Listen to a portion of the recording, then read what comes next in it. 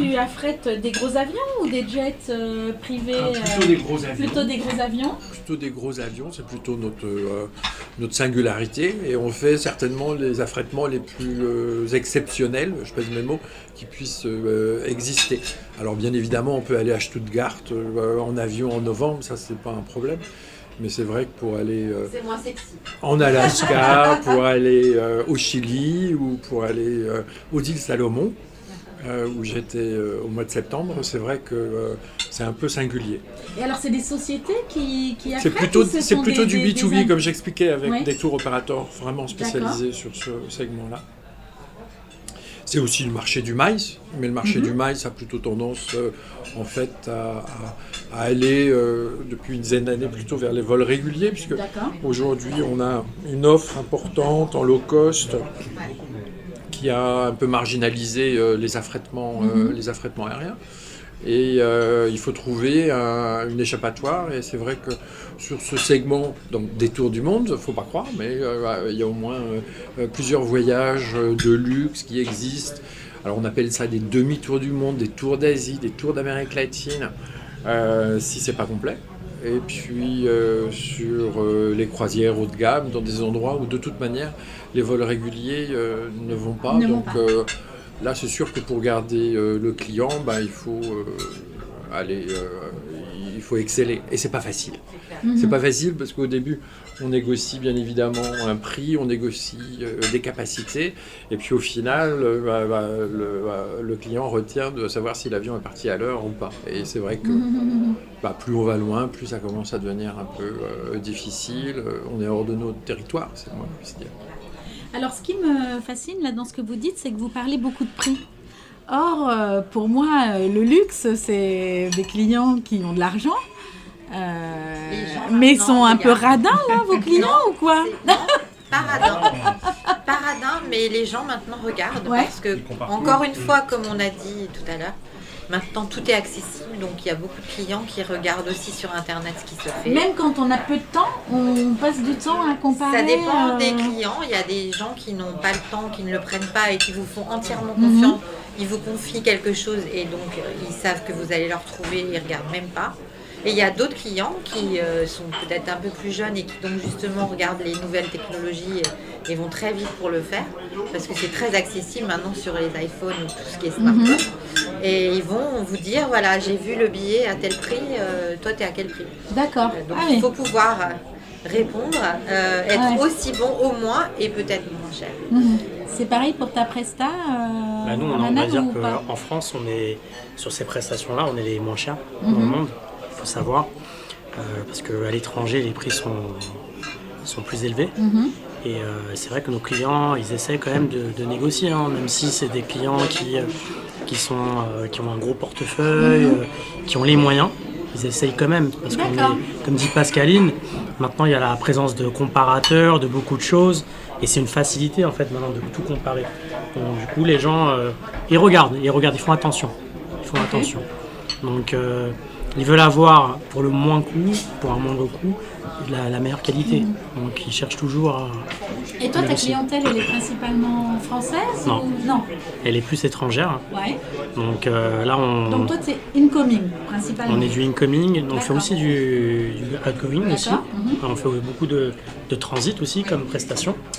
Et exactement, sur l'étranger. On est présent en France, on est présent partout dans le monde, un peu moins sur les États-Unis, parce que les États-Unis c'est très régulé, c'est très strict. Les règles de sécurité, on ne peut pas mettre des greeters, comme on dit, notre métier c'est le greeting, les greeters. Les agents ils peuvent pas accéder. Donc les greeters c'est les agents qui accueillent à la sortie de l'avion. Exactement, à la sortie de l'avion. Et ça peut même être sur la piste. Non. Carrément sur la piste pour les premières. Il peut aller chercher le client sur la piste, évidemment c'est plus cher. D'accord. Mais le client est accueilli sur la piste avec une voiture. Il faut savoir que ça existe. Moi j'ai déjà fait grâce à Ramadan. Il y a souvent un avion affrété derrière. Mais voilà. Ou devant. Ça dépend, ça peut être du vol régulier. Ça peut même être en vol régulier. Un client, oui, sur un vol régulier commercial. Un vol régulier et en fait, après un jet. du service de jet appliqué sur du commercial. Sur du commercial, Voilà. d'accord. Tout simplement, pour résumer la chose. Et on a des clients qui arrivent sur Paris, on les accueille à la porte de l'avion, on les fait transiter dans une voiture par le tarmac. Et ils évitent, si vous voulez, toute cette foule qu'il peut y avoir dans le terminal. Et voilà, vivre une expérience à l'aéroport, toute VIP, tranquillité. voilà. Toute tranquillité. Il y a des aéroports où les couloirs sont très très longs. Par exemple à Francfort, pour changer, il y a 1 kilomètre de tapis. Donc nous, on a un client qui ne souhaite pas faire 1 kilomètre de tapis, ce que je peux comprendre quand on a les moyens. Donc voilà, on fait le meet and greet. Il y a un aéroport à part à Francfort. Le client, il est emmené dans cet aéroport en attendant sa correspondance. Il n'a pas son kilomètre à faire. Et voilà, ça c'est vraiment aller jusqu'au bout et avoir l'esprit niche, le luxe, L'aéroport de Los Angeles, ils ont lancé une suite pour... on l'a déjà fait plusieurs fois pour Gwyneth Paltrow qui est notamment. la quintessence du luxe où tu arrives, Et à Londres tu vois aussi. personne. Mais dans plein d'aéroports. Ouais, À ouais, Maurice aussi, c'est tu as impressionnant. ça. Ouais. Tu as C'est un très bon segment. Lounge, Oui. qui est un aéroport à part à Maurice où tu arrives et tu es dans un aéroport complètement à part. Et ça ne coûte pas non plus très cher. D'accord. Et tu es dans un aéroport à part. Tu arrives sur Maurice, il y a des gros avions qui arrivent, donc il y a beaucoup d'attentes. Tu es une famille et que tu as ce service-là, même si tu es en classe économique, tu prends le service Lounge. On vient te chercher, on te fait attendre dans le salon, on te sert un petit déjeuner. Pendant ce temps-là, on va récupérer tes bagages et on te fait partir à l'hôtel. Ça, c'est vraiment... Ça, c'est la Et les classe. formalités, elles sont faites par cette société. Tout à fait. Exactement, ils ont Tout est des fait par accords, cette en fait, société. avec les- Donc c'est vraiment... Ça, c'est top. Voilà. Et c'est pas non plus très cher. Donc c'est vraiment le fait de le proposer. Ouais. Moi, je dis toujours à mes équipes, faites comme si c'est pour vous. C'était pour vous. Si vous vous mettez à la place du client, alors vous allez décrocher la ligne. Et c'est ça qui est le plus important. Et c'est ce côté-là qui est très très agréable de développer. Ouais. Voilà. Et alors, la notion du luxe, est-ce qu'elle est différente d'une nationalité à l'autre? Il faut s'adapter. Il faut s'adapter parce que... Oula, je chaque- sens qu'il y a du vécu Non, derrière, oui, il oui, faut je pense qu'on s'adapter. a tous du vécu. Parce que un client chinois, par exemple, n'aura pas les mêmes exigences qu'un client émirati. Il y a des codes, en fait. Il y a des codes, il faut faire très attention. Il y a la manière de l'accueillir. Par exemple, un japonais, quand on s'adresse à lui, il faut jamais le regarder dans les yeux. Ouais. Parce que c'est un manque de respect. Alors qu'un Européen, voilà, il faut le regarder dans les yeux quand on lui parle. Donc c'est des petits détails, mais comme je vous disais tout à l'heure, c'est le détail qui fait la différence et il faut les utiliser. Donc oui, il faut s'adapter. Et ça s'applique chez nous, à l'aéroport, même chez Pascaline dans son agence, chez Gilles, pareil. Ouais, parce que pareil, toi, tu même es à une l'hôtel. boîte internationale aussi. Oui, c'est une boîte société allemande. Donc moi, je suis le patron de la filiale française. Bon, Il n'y a pas beaucoup on de est un différence petit entre peu les dans les Allemands et nous. clichés. Les Allemands sont comme ci, les Français sont comme ça. Enfin, bon, sincèrement, faut qu'on arrêter avec performe. Enfin, globalement, notre objectif est le même, c'est la satisfaction du client. On est très branché sur les analyses, les retours. Notre objectif, c'est avoir au moins 80% de retours, ce qui est très très élevé, avec 8,5 sur 10 de notes. L'Allemagne est toujours là derrière pour savoir si oui ou non les Français ont répondu. Les Français ont toujours tendance à trouver que c'était pas bien. Il y a toujours quelque chose qui va pas, le grain de sable. te pousse à être encore meilleur. Alors nous, on est plutôt spécialisé, on est la première société pour les affrètements d'avions dans l'ancienne Yougoslavie. Alors j'ai quand même eu du staff qui venait de là-bas, donc nous, notre singularité, c'est de parler la langue. Et je peux vous dire que même si objectivement, on peut penser que tout ce joli monde parle l'anglais, voire l'allemand, dès qu'on est sur du serbo-croate, c'est la même langue pour tous ces pays qui sont de la Slovénie jusqu'à la Macédoine. Globalement, cette clientèle-là, qui est une clientèle de pays émergents, c'est pas, on est effectivement très présent. Même chose en Russie, même chose dans des pays qui sont un peu confidentiels, comme l'Arménie, avec une diaspora incroyable, avec des revenus incroyables aussi, et des exigences qui sont parfois liées à ce que nous, on peut proposer, à savoir leur répondre en arménien. plutôt que... oui, parce que en fait, sur notre petite société, on a une majorité d'étrangers. On a une majorité d'étrangers. D'accord. Une Arménienne, un Monténégrin, on a eu un Népalais, on a eu un Croate, on a aujourd'hui un Libanais, par exemple.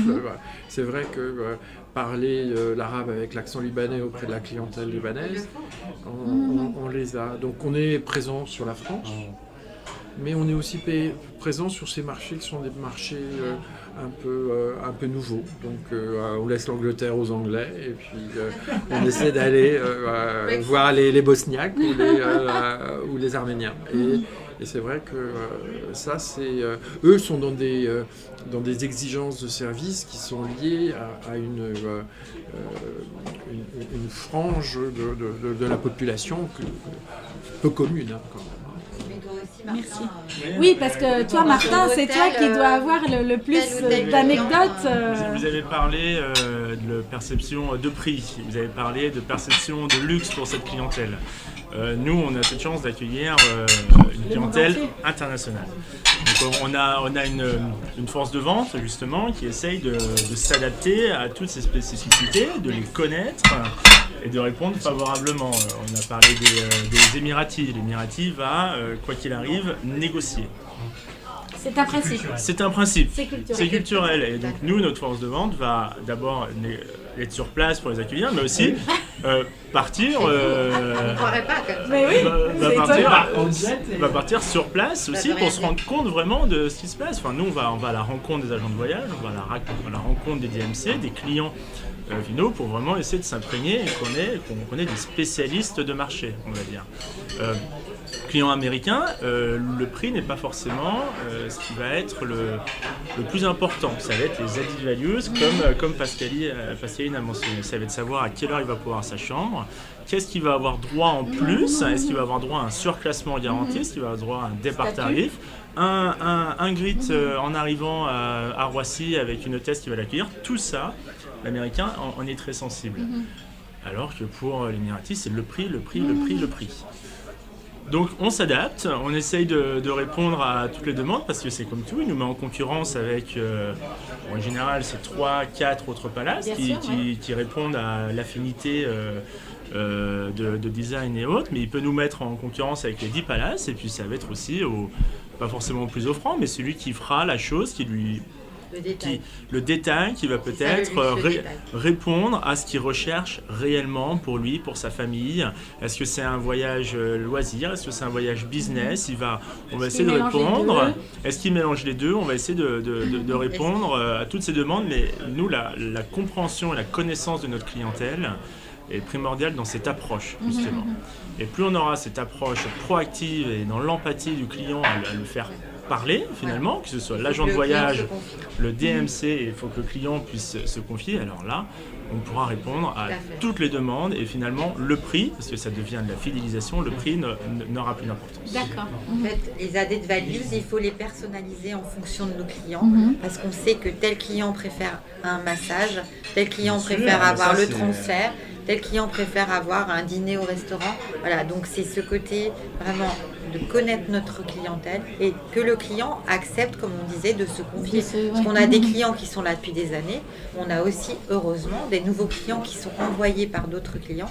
Et il faut absolument qu'ils acceptent de parler un peu avec nous. On ne peut pas connaître les goûts des clients si on les a pour la première fois. Alors, quel est ton secret de communication sans trop dévoiler Non, moi, j'appelle la personne et j'essaye de lui poser des questions et de l'écouter et de répondre à ses attentes en essayant de connaître ses goûts, qu'est-ce qui lui plaît dans le voyage, qu'est-ce qui lui plaît dans un hôtel, qu'est-ce qui est très important. Est-ce que c'est le côté culinaire avec le restaurant étoilé? Est-ce que c'est le côté de se faire bichonner avec un petit massage pour madame et les enfants? Parce que de plus en plus, et je pense que Martin, tu sais aussi, les enfants sont très importants dans nos clients On atteint parce les qu'ils parents sont par le biais prescripteurs. des enfants. Exactement. Si un enfant est content quelque part dans un hôtel, il va dire papa, maman, l'année prochaine, je veux retourner ici. Et le choix de l'hôtel est beaucoup déterminé par l'enfant qui va dire je veux revenir. Et la communication avec les familles pour ça, extrêmement importante aussi dans les hôtels, de savoir reconnaître les enfants, et même dans les spas, il y a maintenant des hôtels qui font des massages pour les petites filles au chocolat, des choses comme ça. Et ça, c'est un côté qui est vraiment très nouveau aussi de s'adresser aux enfants. C'est l'effet millénial, ça? Oui, aussi, c'est le fait de dire. C'est Vraiment aussi dans le fait de l'undercountry, dire le fait d'avoir un enfant, c'est pas forcément bas de gamme, c'est pas forcément club, Bien sûr. bas de gamme, etc. Il y a beaucoup de clients qui ont un certain standing, qui ont des enfants et qui veulent pouvoir occuper leurs enfants, ce qui n'est pas toujours facile. Donc ils veulent pouvoir, eux, profiter d'un palace, par exemple, et quand même avoir le côté enfant, expérience enfant, petit peignoir, petit chaussons, toutes ces petites attentions, les gens ils sont très sensibles. Et toi, tu es virtuoso, hein, c'est Alors ça? nous, on a été les fondateurs de Virtuoso en France. D'accord. On a été parmi les premières agences de Virtuoso à Paris, enfin en France, puisque Virtuoso est très connu aux États-Unis, en Amérique du Sud depuis des années, depuis 30-40 ans. Et c'est un label de qualité. C'est-à-dire on a des clients qui voient qu'on est Virtuoso. Rien que par ce label, ils viennent chez nous parce que c'est un gage de qualité. D'accord. Les Français ne connaissent pas encore beaucoup, même si ça fait quand même 4 ans déjà. Et donc, comment Virtuoso se fait-elle connaître auprès de la clientèle française? Oui, ils commencent à communiquer, ils font des soirées, ils font des communiqués de presse, ils font ce genre de choses. C'est encore un peu trop, à mon sens, trop confidentiel, mais c'est en train de changer. Vous êtes combien là pour l'instant? On est 8 agences. Donc ça veut dire que c'est des agences qui ne sont dédiées qu'à la clientèle luxe, c'est ça? Pas que, parce que nous, on a quand même aussi un côté corporate où on a des clients qui n'ont pas les capacités d'acheter un parc à yacht et qui vont à l'Ibis, mais ce sont des sociétés qui sont en compte chez nous, malheureusement, mais malheureusement et heureusement aussi, ça fait partie aussi de nos clients. Mais c'est vrai que le côté virtuoso, c'est-à-dire avoir toutes ces amenities, tous ces added values sans être obligé de les négocier avec l'hôtel, ce qu'on était obligé de faire avant parce qu'avant d'être virtuoso, moi quand je réservais Parc à yacht, j'étais obligée d'appeler, d'essayer de négocier. Maintenant, j'ai ça. Donc, je n'ai pas besoin de négocier. J'ai les early checking ou late check-out.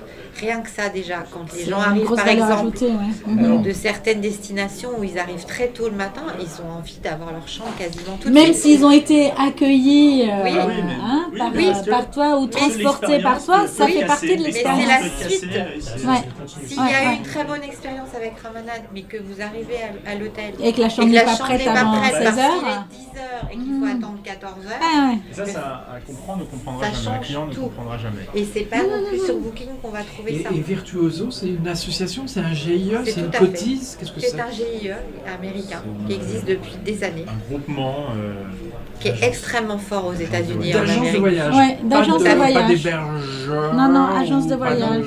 Il y a des DMC qui sont affiliés. DMC, Voilà. oui. Et tous les palaces parisiens sont virtuosos. Donc ça veut dire que par exemple, si toi tu dis je suis virtuoso à Katmandou, tu vas avoir pour ton client des avantages que tu n'aurais pas eu si sur certains hôtels qui sont adhérents, comment ça se passe? J'aurais peiné à avoir. D'accord. Depuis, en essayant d'avoir telle et telle chose, en passant une semaine, 10 jours à négocier avec l'hôtel, de me faire le early checking, le late check-out, alors qu'avec ça, je n'ai pas besoin de... Et il y a une animation de réseau, d'agences de voyage, de workshops, de... Bien sûr, il y a des rencontres je découvre, merci. Je pense Désolé, que c'est virtuoso. C'est très important pour toi d'être virtuoso. Et peut-être qu'on peut parler de ça ensemble. Parce que c'est vraiment très important. C'est un réseau qui est Le Sofitel, le Faubourg, qui a aussi un hôtel que j'aime beaucoup, qui n'est pas du même standing peut-être, mais quasiment du même standing que Parc à yacht, et ils sont devenus virtuoso et ça leur a amené une clientèle exceptionnelle américaine qui n'avait pas avant. Voilà. Oui, voilà, il faut vraiment correspondre à la philosophie. Toi, tu es virtuoso aussi. Pas du tout. Tu n'es pas référencé. D'accord. Alors toi, tu es référencé par les agences de voyage ici en France? On a des partenariats. On travaille, nous, comme je vous disais, on travaille énormément avec l'étranger. On travaille beaucoup avec l'Asie et les États-Unis. C'est ce qui représente 75% de notre clientèle. Et comme je vous disais, c'est du bouche à oreille. Beaucoup de bouche à oreille. Donc les agences nous testent. Et quand le client fait un bon reviews, un bon avis, derrière, après, c'est que du bouche-oreille et ça développe notre activité. Et en France, on travaille aussi avec des agences comme celle de Pascaline et d'autres. Et des hôtels aussi, oui, on a des partenariats avec des hôtels. Et on est vraiment là pour qu'il y ait une continuité avec l'hôtel et que le service soit le plus agréable. Parce qu'on accueille le client à la porte de l'avion, donc on est la première personne que le client rencontre et aussi la dernière. Donc il faut que ça se passe le mieux possible. C'est comme l'histoire du petit déjeuner dans les hôtels. La dernière expérience de l'hôtel. Oui. Je vous rassure, c'est la même chose avec l'avion. Oui. Donc elle est descendue l'escalier d'arrivée, ça y est, c'est lui fait son séjour à Paris. Les amenities entre autres de Virtuoso sont les petits déjeuners offerts. Ce qui pour être dans un palace, c'est énorme. Les petits déjeuners sont très chers. C'est quand même 30, 40 euros minimum, 50 euros par personne. Donc quand on additionne ça, plus les surclassements à l'arrivée ou même avant, parce que souvent avec nos partenaires, on arrive à avoir des surclassements garantis avant l'arrivée, même des jours avant, même souvent à la réservation. C'est quand même énorme parce que ça fait une différence. Et comme on disait tout à l'heure, les clients regardent quand même le prix. C'est pas parce qu'ils ont de l'argent qu'il faut absolument les assassiner et leur faire payer plus que s'ils en avaient moins. Ça, c'est vraiment une philosophie que moi j'ai et que d'autres agences dans mon créneau n'ont pas. Et c'est vraiment quelque chose, le prix, chaque chose a un prix, mais il faut rester dans un certain montant qui est juste. Après, ça devient n'importe quoi et ce n'est pas justifié. Donc voilà.